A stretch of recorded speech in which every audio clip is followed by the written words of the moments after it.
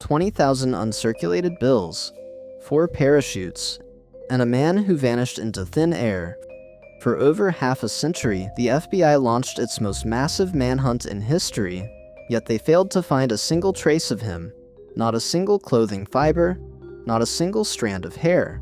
Until a chilly afternoon in 1980, when an 8-year-old boy dug into the sand and uncovered several heavily decayed bundles of $20 bills. It should have been the smoking gun that solved the case.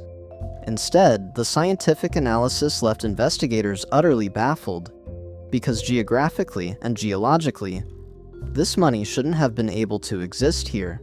The place where the cash surfaced was a lonely stretch of riverbank known as Tena Bar, located in Vancouver, Washington. To a global audience today, the name Vancouver immediately brings to mind the gleaming modern metropolis in Canada.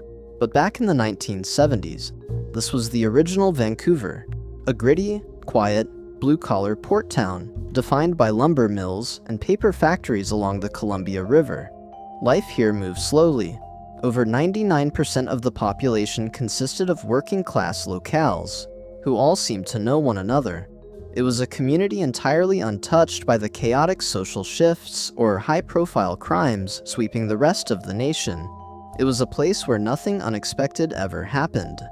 But this quiet town had no idea that just a few years prior, directly above their heads in the freezing night sky, a masterpiece of criminal history was taking place, and eventually their sleepy riverbank would be forced to host the final, impossible chapter of the myth. And the mystery truly unraveled right here. On a quiet riverbank in Washington state, an 8-year-old boy is raking sand for a campfire. His hand brushes against something buried just below the surface. It's money, soft, disintegrating, barely held together by the wet sand around it. He digs out more and more. By the time he and his father finish counting, they have over $5,000 in $20 bills. This wasn't lost money. It was part of a ransom handed over 9 years earlier. 200 miles away, to a man who jumped out of an airplane and was never seen again. The case is famous for the disappearance. What's far stranger is what happened to the money he took with him. On November 24, 1971, a man calling himself Dan Cooper boarded Northwest Orient Flight 305 in Portland, Oregon, bound for Seattle. He paid for his ticket in cash. He ordered a bourbon and soda. To everyone around him, he looked like an unremarkable businessman in a dark suit and sunglasses. Shortly after takeoff, he passed a note to a flight attendant. She assumed it was a phone number. He leaned in and said quietly, "Miss, you'd better look at that note. I have a bomb." Inside his briefcase, wires, a battery, and what looked like sticks of dynamite. He demanded $200,000 in cash, 4 parachutes, and a fuel truck waiting in Seattle. The airline complied. The passengers were told there was a minor mechanical problem and deplaned in Seattle, unaware they'd just been on a hijacked flight. Cooper kept the crew. The plane refueled and at his instruction took off again, this time toward Reno, flying low and slow, exactly as he'd specified. Somewhere over the dense forest of southwest Washington, in the freezing dark at roughly 10,000 feet, Cooper lowered the aft stairs of the aircraft. And he jumped.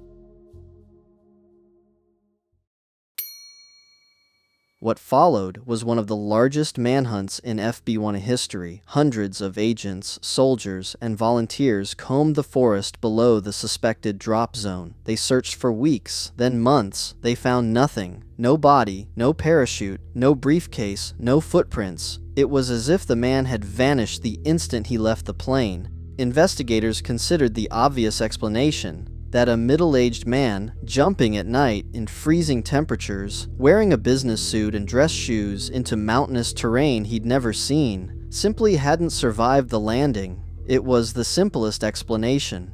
It also explained nothing about what came next. For 9 years, the case went cold. Then came that afternoon in February 1980. The riverbank, the boy, the buried bills. The FBI confirmed it almost immediately. The serial numbers matched. This was Cooper's ransom money. 3 bundles of it, totaling just over $5,000, found on a sandbar along the Columbia River. Here is where the case stops behaving like a simple, he probably died in the woods story. The location where the money surfaced was nowhere near where investigators believed Cooper had landed. It was much farther downstream, and crucially, the bills weren't intact in a briefcase. They were loose, partially disintegrated, and buried in a sandbar that forms and reforms with the river's current. Geologists were brought in to study the sandbar's history. Their conclusion only deepened the mystery. The sand formation at that exact spot was relatively recent, meaning the money likely hadn't been sitting there, untouched, for 9 straight years. It looked more like it had arrived recently, deposited by the river from somewhere upstream, which raised the question no one could answer. If the money had been moving through the river system, where had it been for the years before that? And how did loose bills end up separated from the rest of what should have been a single, intact pile of cash strapped to a man's body? Several explanations have been proposed. None of them fully close the gap. The first, Cooper died on impact, and his body, along with the money, was carried by a landslide or seasonal flooding into a tributary that eventually fed into the Columbia. It's plausible. But it requires a very specific sequence of geological events that investigators were never able to fully reconstruct or confirm. The second theory centers on the money itself. The bills found on the sandbar were still loosely bundled, meaning something had kept groups of them together even as they traveled, weathered, and separated from the rest.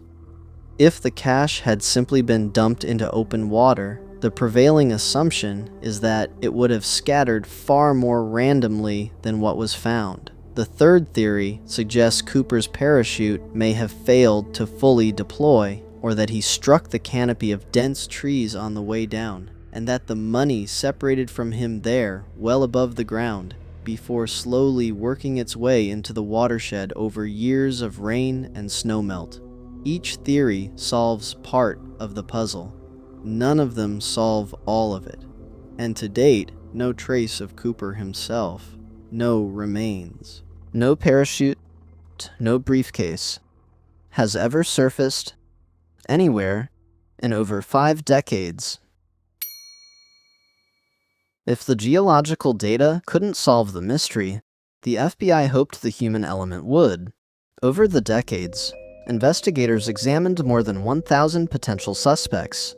A few names stood out, names that kept agents awake at night. There was Richard McCoy, a decorated Vietnam veteran and an expert skydiver.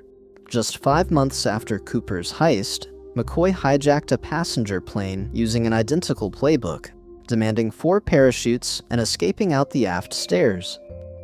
He was a perfect match in method, but the FBI ultimately proved he had an airtight alibi on the night of Cooper's jump. Then came the deathbed confessions. In 1995, a man named Dwayne Weber looked at his wife just days before his death, gripped her hand, and whispered a chilling secret. "I am Dan Cooper." His wife had no idea who Cooper was until she researched the case later. She recalled Dwayne having nightmares about leaving fingerprints on a plane, and he had even taken her on a strange vacation to Tena Bar, the exact beach where the buried cash would later surface. Yet, when the FBI tested Weber's DNA against a clip-on tie left behind by the hijacker, it was not a match. But for many independent investigators, the most compelling suspect of all was a man named Sheridan Peterson.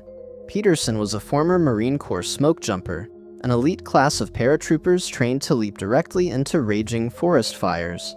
In 1971, his age, his appearance, his heavy smoking habit, and his love for bourbon perfectly mirrored the descriptions of the hijacker. Even his own friends and family were convinced it was him. Peterson himself openly mocked the investigation, once writing that the FBI thought he was Cooper, and if he actually was the skyjacker, he'd never admit it anyway. He lived as a free man until his death in 2021, with the FBI never finding the definitive physical evidence needed to charge him. Perhaps the most bizarre suspect was Barbara Dayton, a former World War II paratrooper who became the first person in Washington state to undergo gender-affirming surgery. According to close friends, Barbara claimed that in 1971, desperate and broke, she disguised herself in a men's suit and fake grease paint to pull off the ultimate skyjacking. She claimed she hid the cash in a remote forest, but could never find the location again after the river systems shifted. The FBI officially reviewed every single story, every single tip, but each time, the evidence dissolved into nothing. The FBI officially closed the case in 2016, unsolved. They still don't know who D.B. Cooper really was. They still don't know whether he survived the jump. And they still can't fully explain how part of his ransom ended up years later, in a place the money should never have been able to reach on its own. Less than 3% of the ransom money has ever been recovered. The rest of the $200,000, more than 95% of it, has never been found. Not in a bank, not in a pawn shop, not anywhere. Whatever happened in those 9 years between the jump and the discovery on that sandbar remains to this day unexplained.